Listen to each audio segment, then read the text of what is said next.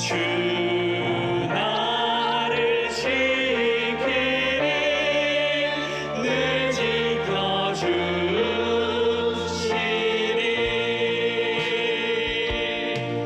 전능하신 나의 주 하나님은 능치 못하실 일 전혀 없네. 우리의 모든 강구도 우리의 모든 생각도 우리의 모든 꿈과 모든 소망도 신실하신 나의 주 하나님은 우리의 모든 괴로움 바꿀 수 있네. 불가능한 일 행하시고 죽은 자를 일으키시니 그를 이길 자 아무도 없네. 주의 말씀 의지하여 깊은 곳에 금을 던져 그가 놀라운 일을 이루시는 것 보라. 주의 말씀 의지하여 믿음으로 금을 던져 믿는 자에게 능치. 주의 말씀 의지하여 주의 말씀 의지하여 깊은 곳에 금을 던져 오늘 그가 놀라운 일을 이루시는 것 보라. 주의 말씀 의지하여 믿음으로 금을 던져 믿는 자에게 능치 못하오네. 전능하신 나의 주 전능하신 나의 주 하나님은 능치 못하실 일 전혀 없네. 우리의 모든 강구도 우리의 모든 생각도 우리의 모든 꿈과 모든 소망도 신실하신 나의 주 하나님은 우리의 모든 괴로움 바꿀 수 있네. 불가능한 일 행하시고 죽은 자를 일으키시니 그를 이길 자 아무도 없네. 주의 말씀 의지하여 깊은 곳에 금을 던져 오늘 그가 놀라운 일을 이루시는 것 보라. 주의 말씀 의지하여 믿음으로 금을 던져 믿는 자에게 능치. 주의 말씀 의지하여 마가복음을 계속 강해를 하는데 오늘 20번째 오늘 말씀입니다. 예수님의 공생의 활동이 점점 이렇게 늘어나고 또 예수님의 사역이 부각이 되면서 계속 사람들이 이제 많이 따르게 되죠.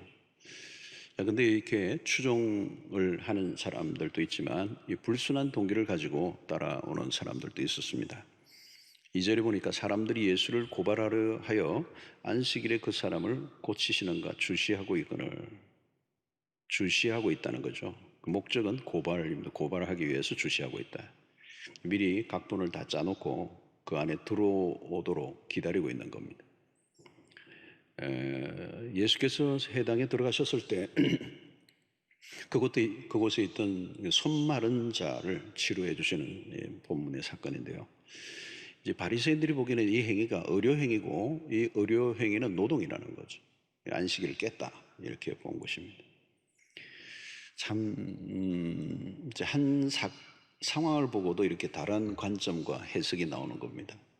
그 왜 그 사람 고쳐주느냐, 참 좋은 일 한다 이게 아니고 왜 안식일을 깨느냐 이렇게 접근하는 거죠. 한 사람이 아프면 그 아픔으로 인하여 겪는 고통과 이런 것들이 참 얼마나 참 치유를 받고 싶겠습니까? 당사자 입장이 되면 그럴 거예요.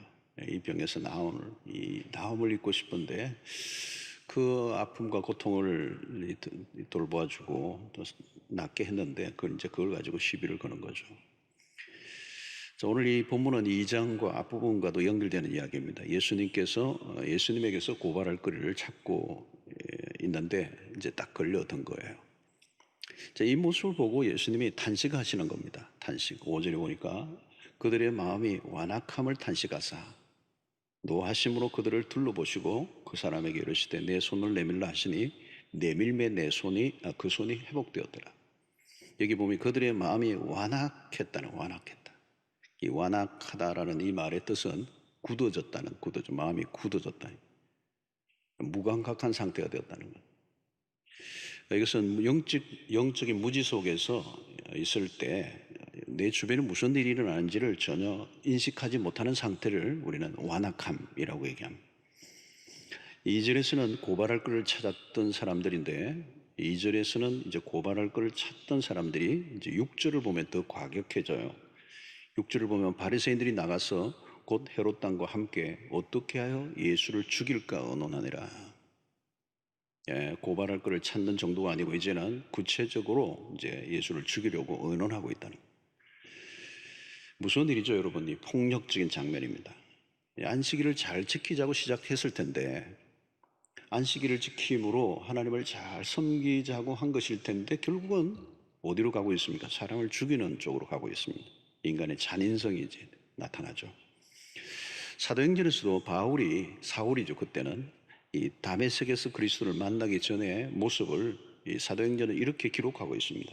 사도행전 9장 1절에 보면 사울이 주의 제자들에 대하여 여전히 위협과 살기가 등등하여 대제사장에게 가서 그랬습니다. 여기 보니까 여전히 위협과 살기가 등등하다. 여러분, 이 바울은 바리새인 중에 바리새인이었습니다. 바리새인 중에 바리새인, 율법에 열심을 다한 사람. 근데 이상하죠? 왜 이렇게 사람이 살기가 등등합니까? 위협적이고. 아마 그 당시에 이 사울을 만났을 때 사람들이 사리를 느끼는 거예요. 여러분, 복음이 없는 곳, 율법만 강조되는 곳은 이렇게 살벌해요. 죽이는 역사가 일어나는 거죠.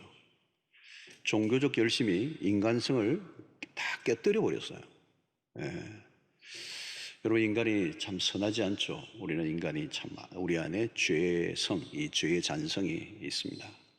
이 세상 안으로 들어가 보면 다 살육극이 일어나죠. 직장 안에서도 동료들을 비난하고 또 흉보고 왕따시키는 거, 이 문화는 너무 흔하죠. 경쟁의 위치에 놓이면 더 살벌해집니다. 적을 죽이고 경쟁자를 제거해야 되는 거예요. 나보다 잘난 사람이 있으면 다 처리해야 되는 거예요. 그래야 내가 산다고 생각하는 겁니다. 살벌한 세상이죠. 다른 사람을 적으로 몰기 위해서 음해하고 흠집을 내고 거침없이 이 거짓 뉴스를 만들어내죠. 여러분, 이게 세상에서만 일어나는 일이 아닙니다. 당시에 종교 체계를 지키고 받들고 있는 종교 지도자들에게 이런 일이 일어났습니다. 마가는 바리새인들이 예수를 죽이려고 모의를 하고 있는 이 장면에 집중하고 있습니다. 그들에게 죽이는 영이 역사하고 있는 거죠. 특별히 바리새인들과 이 헤롯 당이 평소에 같이 지내던 사람들이 아닙니다. 근데 이 바리새인들은 종교적인 집단이었다면 헤롯 당은 정치적인 집단이에요. 근데 예수를 죽이는 일에 하나가 되는 겁니다. 이게 악의 연대입니다. 바리새인들은 하나님을 잘 섬긴다고 일주일에 2번씩이나 금식을 하던 사람들입니다. 그런데 어떻게 사람을 죽이는 의논을 하고 있습니까? 그것도 예수님을. 여러분, 여기에서 우리는 종교의 위험성을 보는 겁니다. 이 종교 안에는 복음이 없어요. 자기의 의를 쌓는 데 열심인 것이죠. 종교적 열심을 낼수록 더 위험해집니다, 사람이. 자기 강화를 하는 거거든요. 자기를 높이고 또 다른 사람을 비하하는. 이런 종교적 열심은 사람의 내적인 변화가 일어나지 않습니다. 세월이 흘러도 변화가 안 돼요. 트랜스포메이션이 안 됩니다. 여러분, 십자가와 정반대의 길을 가는 거죠. 내가 옳다는 것 때문에 다른 사람을 적으로 몰아 죽이는 겁니다. 이것이 세상에서 늘 보는 장면인데요. 십자가의 길은 그게 아니에요. 죄인을 위해 내가 죽는 길을 선택하는 겁니다. 상대를 살리기 위해서 내가 죽는 게 십자가에 올리죠. 우리의 신앙이 깨어있지 않으면 자칫하면 악해져요. 이상해지고요. 맛이 막 가버려요. 마귀가 좋아하는 일을 따라가는 것입니다. 요한복음 8장 44절을 보십시오. 너희는 너희 아비 마귀에게서 났으니 너희 아비의 욕심대로 너희도 행하고자 하느니라. 그는 처음부터 살인한 자요, 진리가 그 속에 없으므로 진리에 서지 못하고 거짓을 말할 때마다 제 것으로 말하나니 이는 그가 거짓말쟁이요 거짓의 아비가 되었습니다. 여기에 아주 마귀의 속성이 두 가지예요. 하나는 살인하는 것, 또 하나는 거짓이에요. 거짓과 살인이 같이 붙어 있습니다. 특별히 살인의 배후에는 마귀가 있습니다. 여러분, 사람이 요즘 워낙 사람을 많이 죽이는 일들이 일어나니까 우리가 그것에 둔감해졌는데, 사람이 어떻게 사람을 죽입니까? 그죠? 짐승도 죽이는 게 쉽지 않죠. 작은 미물도 하면 이게 가슴이 벌렁벌렁 뛰어서 못하는데, 이 사람이 사람을 죽일 수 있나요? 그것도 형제를 죽인다? 부부 사이에 살인이 일어난다? 부모와 자녀 간에 살인이 일어나는 것. 이게 여러분 멀쩡한 정신으로 가능할까요? 불가능한 일이에요. 불가능한 일. 어떻게 사람이 사람을 죽이느냐. 부모를 어떻게 죽입니까? 이게 본정신이 아니에요. 살인의 영이 역사하는 거예요. 살인의 영. 마귀는 처음부터 살인하는 자는. 그러니까 사탄이 역사하는 곳에는 거짓과 폭력과 저주와 죽이는 영이 막 넘쳐오르는 거예요. 이런 세상은 어둠의 영이 지배를 하고 있습니다. 폭력과 살인의 영으로 가득해요. 내가 살기 위해서 상대를 다 죽이는 일. 마지막 시대가 될수록 더 심화되리라고 생각해요. 이 바리새인들의 모습은 멀리 있지 않습니다. 현대판 바리새인들은 얼마든지 일어날 수가 있는 것이죠. 어떻게 이런 지경까지 사람이 망가졌나? 그들은 하나님을 섬긴 것이 아니라 의식과 형식, 제도를 지키는 데 몰두했어요. 그것이 바로 뭐냐면 종교화예요. 종교화. 종교화를 강화하면 사람이 세져요. 완악해진다고. 종교의 이름으로 사람을 얼마든지 죽일 수 있습니다. 자기 자신의 종교를 지키기 위해 싸움을 벌여요. 자기 정당화를 위한 희생양을 찾고요. 역사 속에 많은 고문 도구들이 있는데 제가 한번 그 고문 기구들을 전시해 놓은 것이 있더라고요. 전시관이 있어요. 이제 역사의 유물인데 들어가 보니까 와, 이건 상상을 할 수 없는 고문 도구들이에요.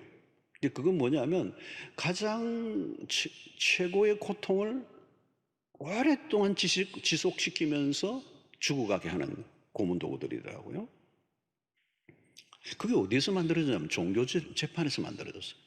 종교의 이름으로 고문을 행한 거예요. 아이러니죠. 어떻게 죽이는 일을 개발하는 일이에요. 종교의 이름을 썼느냐. 여러분, 그리스도가 우리에게 보여주신 건 달라요. 예수님은 종교를 세워오신 분이 아닙니다. 예수를 믿을수록 우리는 성품이 더 순해져야 됩니다. 누가 때리면요, 맞는 쪽이어야 돼요. 누가 욕을 하면 욕을 얻어먹는 쪽이어야 돼요.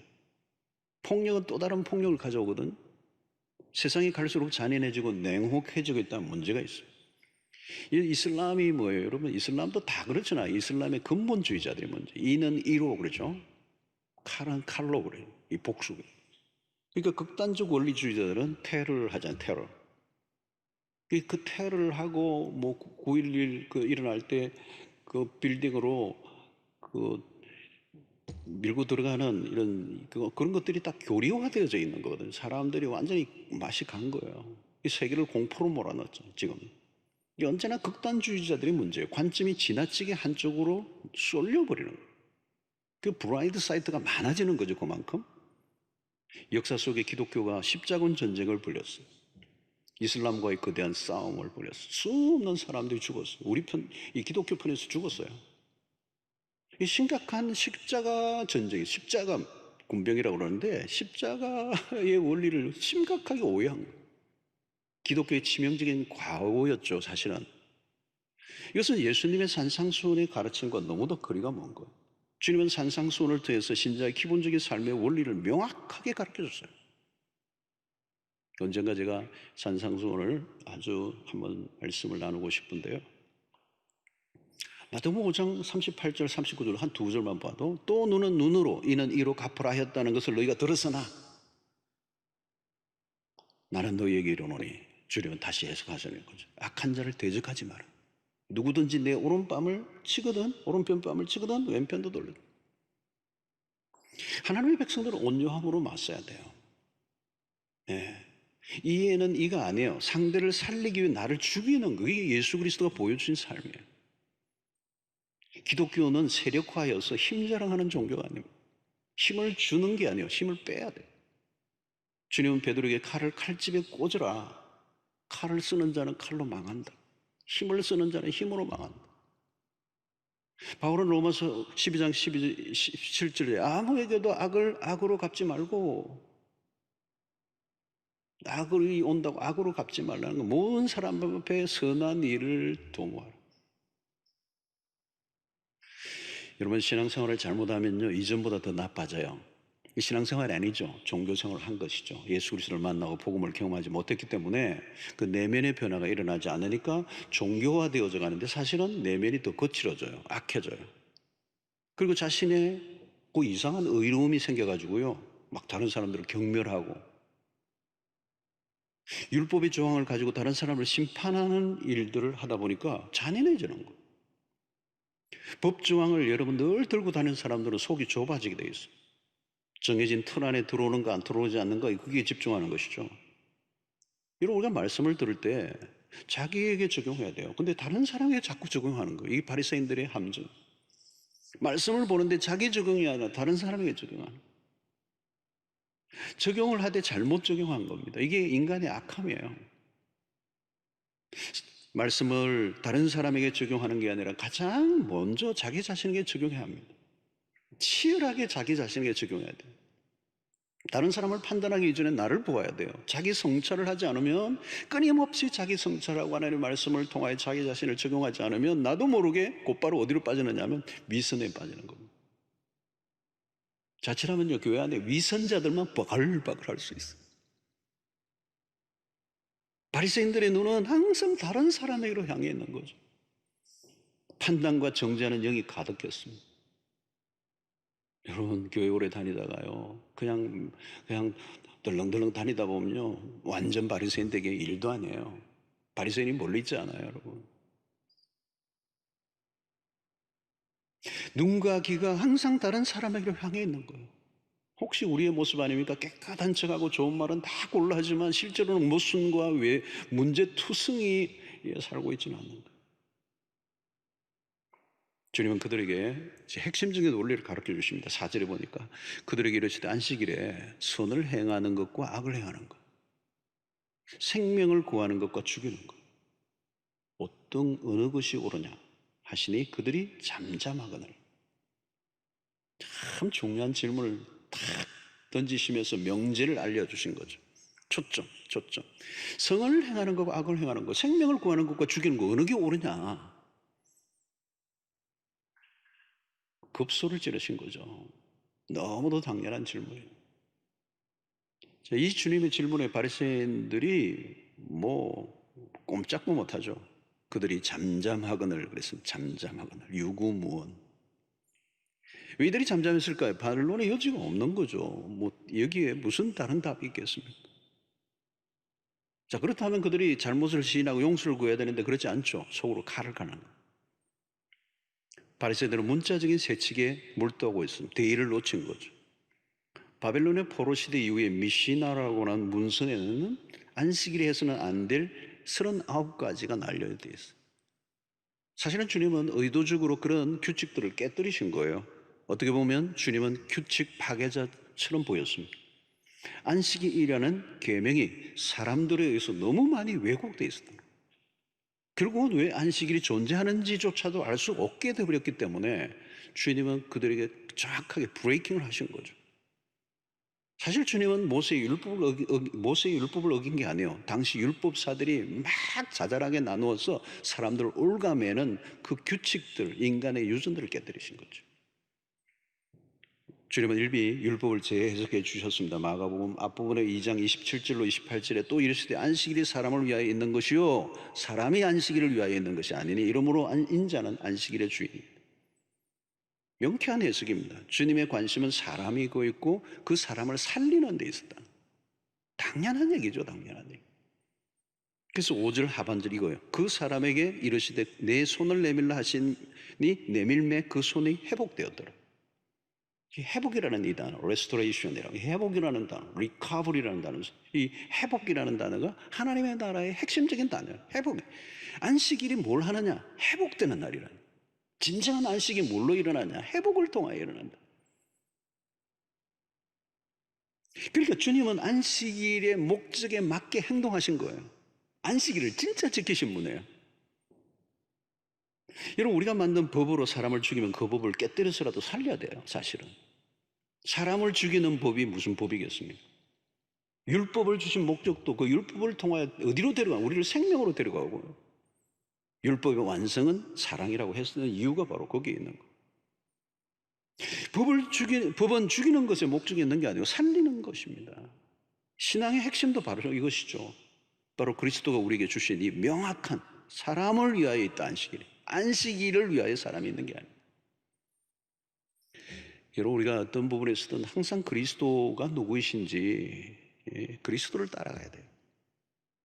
조직이나 사람이나 그게 따르는 게 아니야. 주님을 따라가야 돼. 사람을 따르더라도 그가 예수를 잘 따라가고 있는가를 살피고 그를 따라가야죠. 요즘은 우리는 포스트 트루 시대라고 얘기해요. 포스트 트루. 제가 철학도 약간 언급했는데 이 사실과 진리를 확인하지 않고 그냥 대중의 선동을 따르는 시대예요. 이게 경향이 오늘 시대의 트렌드예요. 자신의 기호, 자신의 이익 혹은 자신이 속하고 지지하고 있는 단체 이념을 생각 없이 따르는 거예요. 그것을 조장하는 게 오늘날은 인터넷이죠. 인터넷에는 거짓들로 가득해서 이미 쓰레기장으로 변해 있어요. 통제가 안 되는 상황이 많이 펼쳐져 있어요.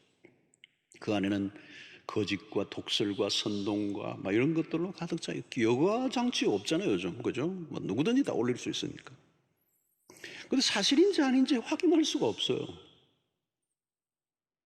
근데 사람들은 그 사실 여부를 확인하려고 하지 않아요. 객관적인 평가를 들으려고 하지 않아요. 이것이 포스트 트루 시대예요. 아마 예수님 시대의 인터넷이 있었다면 예수님에 관련된 기사 아래 수많은 악성 댓글이 달렸을 가능성이 높습니다. 거기에는 바리새인들이 조회수를 올리는데 일조했을 거예요. 예수 안식일을 깨는 자 죽여야 된다. 여러분, 주님 말씀하시는 핵심은 무엇입니까? 안식일의 선한 일, 살리는 일을 하는 건 너무나 당연하다는 거예요. 주님은 죄와 사망의 권세 아래 있는 자들을 살리러 오셨어요. 각종 병자들을 낫게 하시고 죄를 사하시는 일은 구원사에게 예표요, 하나님의 나라가 이루어졌습니다. 하나님의 나라는 뭐예요? 회복과 살리고 치유하는 일을. 그래서 요한복음 10장 10절에 예수님이 오신 목적이 분명히 예수님이 하신 말씀이죠. 도둑이 오는 것은 도둑질하고 죽이고 멸망시키는 것뿐이요, 도둑과 마귀가 다 사촌이잖아요. 내가 온 것은 양으로 생명을 얻게 하고 또 풍성히 얻게 하는 것이다. 도둑은 여러분 거짓된 인도자, 지도자들을 말하는 것입니다. 그들은 망가뜨리고 죽이고 멸망시키는 일에 관심이 있어요. 결국은 망하게 되는 거예요. 그리고 그리스도는 선한 목자시고 그 선한 목자가 오신 이유는 양으로 생명을 얻게 하고 또 풍성히 얻게 해요. 그리스도는 생명에 초점이 맞추게 돼요. 생명. 어떻게 하면 살릴 것인가. 그게 하나님의 마음이에요. 그래서 여러분, 우리는 어떤 일을 할 때마다 이 일을 통하여 생명을 살리는 일인가, 그것만 몰두해요. 거기에 초점을 맞춰야 돼요. 사람을 살리는 일인가 죽이는 일인가, 하나님의 나라의 목표입니다. 그래서 우리는 언제나 자비와 용서를 베풀고 격려하고 용기를 주고 소망을 주고, 여러분, 아무리 위대한 일을 한다 할지라도 사람을 헛뜯고 모함하고 욕하고 죽이는 일을 한다면 그것은 여러분 하나님의 의도에서 벗어난 거예요. 요즘 코로나로 인해서 모이는 일이 상당히 위축을 받고 어려움이 많습니다. 여러분, 세상은 지금 언택이라고 그러죠. 이렇게 컨택을 하지 않는. 그러나 교회의 특성은 좀 컨택을 해야 돼. 컨택. 교회는 모여야 되는 거거든요. 교회는 모이는 것도 그냥 모이는 정도가 아니고 이 교회의 모임이 어떤 면에서 본질적인 모임 속에 뭐가 있습니까? 코이노니아. 예.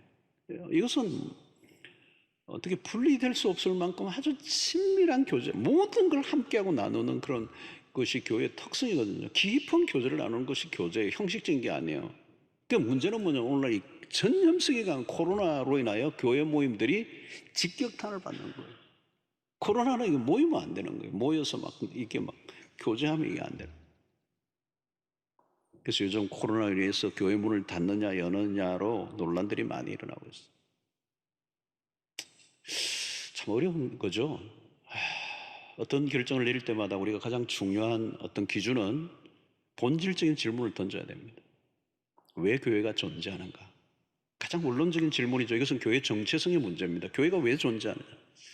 우리 세 가지 크게 얘기하죠. 하나는 예배예요. 하나님을 위하여 존재한다. 업리치예요. 하나님을 위해 존재하는 하나님과의 관계. 그리고 우리는 나 자신을 교회가 교회 스스로에 위해 존재해요. 그게 훈련이에요. 디스플레인 하는 거. 하나님의 백성으로 성장해 가기 위해서 훈련을 끊임없이 훈련하는 거. 그리고 그것은 인리치라고 한다면 아웃리치를 해야 돼요. 교회는 교회 스스로만을 위해 존재하지 않고 이웃을 위해 존재해요. 복음을 증거하는 공동체로 서 있어야 돼요. 그 가운데 첫 번째 예배는 매우 중요하죠. 예배는 교회 존재 이유예요. 그리고 모여서 함께 예배하는데 이 문제가 생긴 겁니다. 참 안타까운 일이죠. 근데 또 하나의 중요한 기준이 있는데 그것은 존재 이유가 복음 전거입니다. 세상을 구원으로 이끌기 위한 성교적 공동체로 존재해야 된다. 코로나 시대에 불가피한 상황에 교회 예배당을 닫는 일은 힘든 일이죠. 힘든 일. 생각지도 못하고요. 저도 이번에 이게 결정 내리고 막 닫으니까 너 속도 상하고 힘들고 또 우리 성도들 생각하니까 또 마음이 아프기도 하고 요즘 얼마나 힘들어요. 얼마나 힘들어요. 그래도 주일을 한번 예배를 드리고 힘을 얻고 하는 게 우리의 참 기쁨인데 이것마저도 지금 드리지 못하는 상황에 오니까 너무 힘든 거예요. 답답한 거죠. 막 제가 제 스스로 막 어떻게 이 분위기와 이 감정에 휩쓸리면 제가 막 다운될 것 같더라고요. 나도 정신 차리고 이런 기분을 좀 바꿔 놓아야지. 안 그러면 디프레스 돼가지고 있으면 교인들이 전염시킬까봐 그거 감정을. 생각지도 못한 일이 일어난 거죠. 신자에게 예배가 얼마나 중요합니까? 그럼에도 닫는 것은 주일날 예배를 닫아야 되는 것은 전염성이 강한 바이러스 때문에. 교회가 바이러스를 퍼뜨리는 곳이 되면 세상을 구원하는 공동체라기보다 세상에 위협을 주는 조직토로 오해의 바이러스를 수 있어요. 여러분 지금 세상 사람들이 얼마나 예민해 있습니까? 막 교회가 뭐 최근에 막 퍼뜨리는 그 어떤 원인 제공이 되는 거죠. 실제로 교회들로 인해 전염되는 일들도 벌어졌잖아요. 우리가 꼭 예배를 교회에서 드려야 하겠다고 하면 들을 수 있습니다. 그러면 교회는 세상과 등을 지게 되고요. 세상과 고립되는 겁니다. 그렇게 되면 어떻게 되죠? 교회는 세상 속에서 존재의 목을 잃어버려요. 주일 교회 문을 닫는 일은 우리에게 너무도 힘든 일이지만 온라인으로 그래도 대체하여 일시적으로 드릴 수 있는 거죠. 우리가 이러면 하루 이틀 예수 믿고 끝낼 일이 아닙니다. 코로나 언제는 끝날 거예요. 코로나 상황도 언젠가는 끝날 거예요. 멀리 봐야 돼요. 그때 세상이 교회를 바라보면서 기꺼이 교회가 그 전염병이 창궐할 때 그렇게 당신들이 귀중하게 여기던 그 예배마저도 희생해주고 전염병을 퍼뜨리지 않는 일을 위해서 협조하고 함께 시민들을 위해서 이웃을 위해서 손해보고 희생해 준 것에 대해서 고맙다. 그 말을 들어야죠. 오늘 본문이 답을 해줘요. 안식일을 지킬 것인가 아닌가, 날에 대한 초점보다 생명을 살릴 것인가 죽일 것인가에 초점을 두면 답이 나와요. 오늘 본문이 정말 귀한 답, 본문이에요. 안식일을 지킬 것인가 말 것인가, 교회당에서 예배를 드릴 것인가, 온라인으로 예배를 드릴 것인가, 중요한 일이죠. 그러나 더 중요한 주제는 우리의 행위를 통하여 사람을 살리는 일을 할 것인가, 죽이는 일을 할 것인가. 여러분 신자들끼리도 마찬가지입니다. 문을 닫는 교회들이 문을 열어 예배하는 교회들을 비난하면 안 돼요. 온라인으로 예배를 들을 수 없는 열악한 환경에 놓인 교회들도 많거든요. 반대도 마찬가지입니다. 주일날 예배당 문을 여는 교회들이 닫는 교회들 막 또 욕해서도 안 돼요. 서로를 판단하고 시비가 붙고 욕을 하면 그건 죽이는 일이라나요. 내가 판단하기 시작하면 상대편을 욕하고 손가락질하며 살리는 일이 아니에요. 각자가 가진 각 관점과 이유들이 있을 겁니다. 서로에 대해서 판단하기 시작하면 살벌해져요.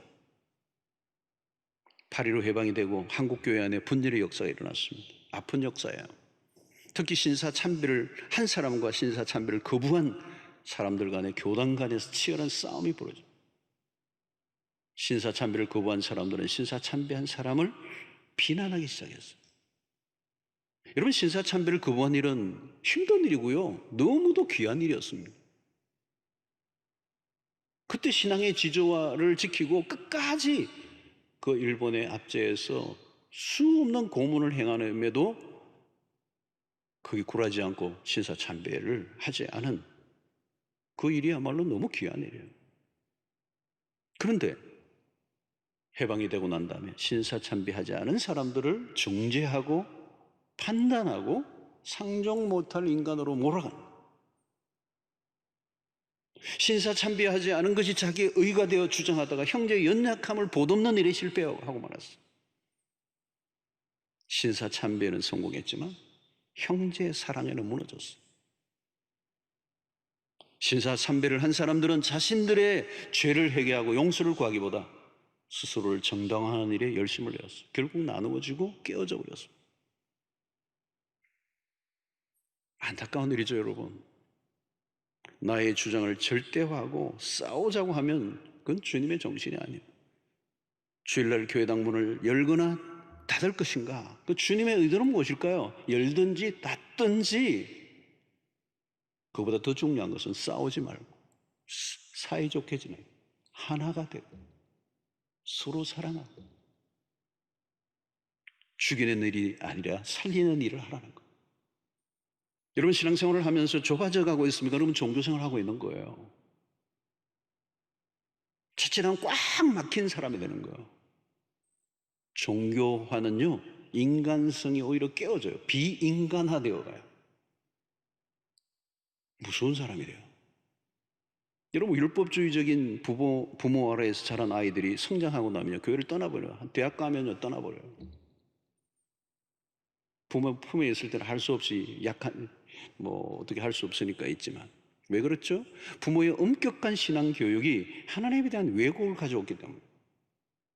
방임하라는 얘기가 아니에요. 신앙의 기준은 분명히 가르쳐야 돼요. 그러나 그 말씀을 따라 살지 않을 때, 실수할 때, 연약한 모습을 보일 때 십자가의 원리를 가지고 다루어야 돼요. 용서와 사랑이 더 깊이 새겨져야 되는데 엄격한 그 규칙을 정해놓고 숨도 못 쉬게 몰아가면 언젠가는 튀어나와버려요. 율법의 잣대로 그냥 아이를 몰아가는 거. 꼼짝도 못해요. 억지로 지키죠. 그 안에는 분노가 쌓여요. 와, 그 분노가 나중에 대학 가서 터지는데요, 무섭더라고요. 제가 그런 가정들을 많이 봤어요. 여러분, 탕자의 비유를 보십시오. 탕자의 아버지 보십시오. 둘째 아들이 살아있는 아버지에게 유산을 요구하잖아요. 이건 아버지에 대한 반역이고요, 돌에 맞아 죽을 짓을 한 거예요. 근데 아버지는 어때요? 유산을 줍니다. 돌을 들지 않았어요. 율법을 들이대지 않았다고요. 아버지의 품이 넓은 거예요. 여러분, 아들이 어떻게 다시 돌아올 수 있었어요? 율법적인 엄격한 아버지 상이었다면 돌아올 꿈도 못 꾸죠. 맞아 죽는데요. 돌아올 수 있었던 것은 아버지의 큰 품이에요. 아버지의 가슴은 너무 큰 거예요. 죽을 죄를 지었지만 아버지는 한없이 그를 품어주는 거예요. 이 누가복음 15장의 탕자의 비유에서 하나님의 아버지의 마음이 너무도 리얼하게 잘 표현되고 있습니다. 이제 이 아버지가 큰 아들을 향해 던지는 말을 보십시오. 15장 32절에 이 내 동생은 죽었다가 살아났습니다. 그 아버지의 관심은 딱 하나밖에 없어요. 이 아들이 살아나는 것. 죽었다가 살아났다. 이랬다가 얻었기로 우리가 즐거워하고 기뻐하는 것이 마땅합니다. 핵심은 하나밖에 없어요. 아들이 살아났다는 거예요. 그런데 큰 아들은 율법의 잣대로 저 인간 상종도 못할, 잔치 안에 들어오지도 않잖아요. 화가 나가죠. 여러분, 사람을 죽이는 일을 도모한다면 빗나간 것입니다. 사람을 살려야 돼요. 우리의 모든 삶의 동기, 행동의 동기. 교회 안에서도 여러분 마찬가지예요. 우리의 모임과 우리의 대화 속에 사람을 살리고 있는가요? 사람과 사람 사이에 이간질을 하고 파벌을 만들고 적과 아군으로 나누는 이런 어둠의 일이에요. 꼬여있는 걸 풀어주는.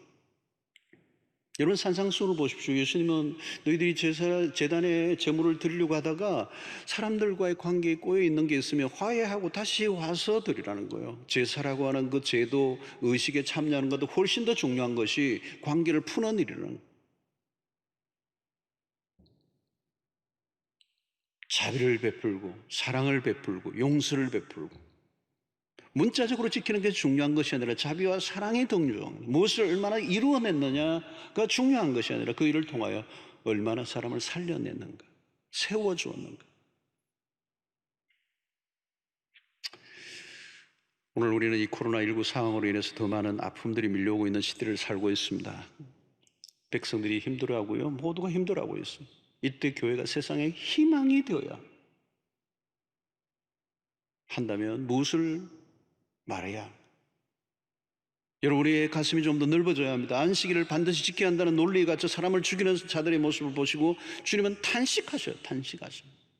너희들이 그 율법의 조항에 매여 정말 큰 그림을 못 보고 있다. 차라리 안식 규칙을 깨어서라도 사람을 낫게 하는 일이 더 옳다. 여러분, 복음에 접근할수록 사람이 넓어져요. 율법의 잣대로만 접근하면 좁아져요, 사람이. 지금 내가 있는 자리에서 사랑을 베풀고 사람을 살리고 세우고 희망을 주는 일을 위해서 내가 무엇을 할까? 사랑방 안에서도 이상한 소문이나 루머를 퍼뜨리는 진원지가 되고 다른 사람 험담이나 하고 말로 사람을 죽이는 일들이 얼마나 많아요, 여러분? 여러분, 인터넷에도요, 좋은 댓글을 많이 달아봤어요. 요즘 댓글이 문제더라고요. 아주 유명한 피아니스트가 막 기가 막힌 연주를 해서 모두가 탄사를 적었는데 거기에도 막 악플이 달렸더라고요. 이야, 어떻게 그렇게 마음이 베베 꼬여 있을까? 여러분, 코로나19로 힘든 가운데 더 힘들어하는 사람들이 많아졌습니다. 사람들이 지쳐 있어요. 고통하는 사람들이 위로를 베풀고 격려와 칭찬을 해주고, 낙심한 사람들을 위해 중보기도 하고, 침울한 곳에 들어가서 기쁨을 나누는 이런 삶을 살아야 되죠. 살리는 공동체를 만들어야 합니다. 공격적이면 안 돼요. 그리스도는 언제나 따뜻해야 돼요. 사랑은 따뜻한 것이죠, 여러분. 심성이 착해야 돼요. 여러분, 예수를 믿으면 심성이 착해야 돼요. 부드러워야 돼요. 똑똑해져 가는 게 아니라 따뜻해져 가야 주님을 닮아가는 거예요. 마음이 한없이 너그러워져. 복음은 포용력이 대단해요. 다 품어내는 거예요. 그래서 우리는 복음 안으로 들어가야 돼요. 예수를 만나야 하는 겁니다. 교회가 세상에 보여줘야 하는 것은 교회 조직도 아니고 건물도 아니고 숫자의 규모도 아니고 제도화된 교회, 기독교도 아니에요. 우리는 예수를 보여줘야 돼요. 우리가 잘못하면 세상은 예수에 대해서 오해하게 됩니다. 우리가 욕먹는 것 괜찮지만 우리 때문에 예수님이 욕을 당하시면 안 되죠. 예수를 놓치면 안 되는 겁니다. 우리는 살리는 일에 초점을 맞춰야 합니다. 말을 하든 글을 쓰든 활동을 하든 사역을 하든 회의를 하든 조직을 하든 살리는 일이 목적이에요. 옳은 말을 얼마든지 할 수 있어요. 그런데 옳은 말로 사람을 죽이는 일을 할 수도 있어요. 그렇다면 그 말은 옳은 말이 아니에요. 사랑하는 성도 여러분, 사람을 죽이는 일을 위해 시간과 에너지를 낭비하지 마십시오. 주님은 죄인을 살리기 위하여 자신의 목숨까지 기꺼이 내어놓으셨습니다. 우리는 그 한없는 사랑을 입은 자들입니다. 나의 정당성을 추정하려고 다른 사람을 죽이는 것은 복음과 거리가 먼 것입니다. 오늘 우리는 이 본문하면서 교회 문을 닫을 것인가, 열 것인가, 옳은가 그런가를 따지고 논쟁하는 것보다 더 우선되는 것은 우리의 삶을 통하여 희생하고 사랑을 베풀고 연약한 자들을 돕고 이웃에게 하나님의 선하심을 드러내는 일에 우리의 시간과 우리의 물질과 우리의 모든 정성을 쏟아야 되리라고 생각합니다. 바로 이것이 복음으로 돌아가는 일입니다. 살리는 일을 하는 것이죠. 십자가로 돌아가는 거예요. 십자가의 정신으로 살아가는 것입니다. 바로 거기에 하나님의 마음이 있습니다. 하나님의 나라는 세상의 나라와 달라요. 언제나 파괴가 아니라 창조입니다. 창조. 폭력이 아니라 사랑이고 죽이는 것이 아니라 회복과 구원의 역사를 이루는 일을 위하여 하나님이 우리를 부르셨습니다. 코로나로 인하여 아주 힘들고 어려워 있는 이 때에 그리스도인이 더 움츠러들지 않고 또 어떤 불필요한 논쟁에 그냥 휘말려서 시간을 낭비하지 않고 오늘 우리의 주어진 삶을 통하여 이 땅에 망가지고 깨어진 것을 회복시키는 일을, 꼬여있는 걸 풀어내는, 사람들이 더 사랑을 느낄 수 있도록 힘을 얻도록 하는 일에 우리의 삶을 초점을 맞추고 달려가야 될 줄로 믿습니다. 역사 속에서도 마찬가지. 전염병이 늘 역사 속에 일어났을 때 그리스도인들은 그 어려움에도 불구하고 그 전염병 자체에 매몰되지 않고 오히려 자신을 내어놓고 희생하고 그 연약한 자들을 돌아보고 선한 역사를 이루는 일에 최선을 다했어요. 때로는 병원을 세우고 오히려 그 고통과 그 어려움이 있는 그 세상 안으로 들어가서 희생하는 삶을 살았어요. 나만 살기 위해서 도피적 그런 삶을 살지 않았습니다. 아무쪼록 믿음의 삶을 더 분명하게 드러내야 될 때가 오늘 시대인 줄로 믿습니다. 온 세상에 들어가면 죽이는 영으로 가득합니다. 비판하고 정죄하고 편을 가르고 모함하고 흠집내고 비난하고 이런 세상의 한가운데 들어가서 우리는 살려내는, 사람을 살려내고 분위기를 살려내고 그 모든 움츠러들 것들이 활기를 치게 만드는, 살맛나게 하는 일에 쓰임받는 여러분들이 되시기를 주의 이름으로 축원합니다. 이것이 이 회복의 역사를 일으키는 일이 바로 안식일에 해야 될 본래의 정신임을 주님이 말씀하고 있는 것입니다. 바로 이것이 복음 안에서 살아가는 삶입니다. 여러분들 모두가 오늘 또 살리는 일을 위하여 내가 뭘 할 수 있을까? 연약한 사람들의 연약한 실수를 보고 쾌감을 느끼고 비판하는 자가 아니고 저 연약한 분을 내가 어떻게 도와서 저분을 새롭게 하는 데 내가 헌신할 수 있을까? 저 연약함과 저 실수를 내가 바라보며 어떻게 저를 도울 수 있을까를 생각하고 살려내는 일에 쓰임받는 복음의 진정한 도구들이 다 될 수 있게 되기를 주의 이름으로 축원합니다.